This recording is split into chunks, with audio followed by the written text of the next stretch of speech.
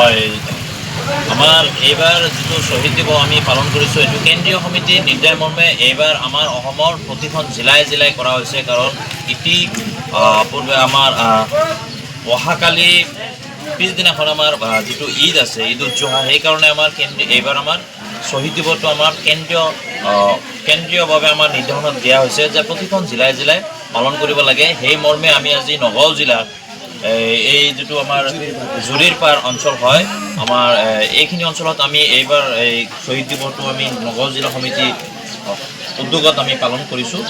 তো আমি ইয়াত শতাধিক সংখ্যক আমাৰ সাংগঠনিক সহকৰ্মী তথা আমাৰ ইয়াত আমাৰ আলিম ওলামা তথা আমাৰ শিক্ষক সমাজসকলে ইয়াত আমাৰ অংশগ্ৰহণ কৰিছিলে।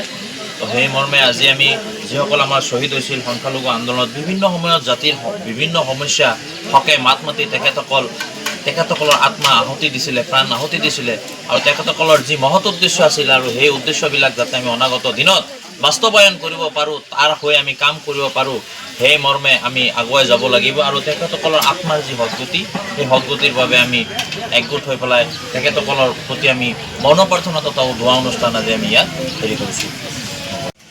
আজি দিনটো আমাৰ কাৰণে খুব দুখজনক, মৰ্মাহিত দিন। এই দিনত মই চৰকাৰক এইটোৱে আহ্বান জনাওঁ, আমাৰ শ্বহীদসকলক তেওঁলোকে মৰ্যাদা দিব লাগে আৰু অনাগত দিনবিলাকত অইন শ্বহীদসকলে যেনেকৈ মৰ্যাদা পাইছে তেওঁলোককো ইমান দিব লাগে। আৰু সৰ্বশেষত মই ক'ব খোজোঁ, জাতি ধৰ্ম বৰ্ণ নিৰ্বিশেষে অনৈক্য বাদ দি ঐক্যবদ্ধ হিচাপে চবৰে সমিল মিলে সমান চকুৰে চৰকাৰে কি কৰিব লাগে, সমমৰ্যাদা দি দেশখনত শান্তিৰ বিৰাজ কৰিব লাগে। এইটোৱেই মই আমাৰ আমচুৰ ফালৰ পৰা চৰকাৰক দাবী জনাওঁ আৰু আমি অনুৰোধো কৰোঁ যাতে কোনো আমাৰ অসমতেই হওক ভাৰতবৰ্ষতেই হওক ক'তো যাতে জাতিভেদ হিংসা ঘৃণা এইবিলাক বাদ দি সবদে বৰ্ণ ধৰ্ম চব নিৰ্বিশেষে এক হৈ ঐক্যবদ্ধ হিচাপে আমাৰ দেশত ভাতৃত্ববোধ হ'ব লাগে। अब सफाई होगी सुपर फास्ट।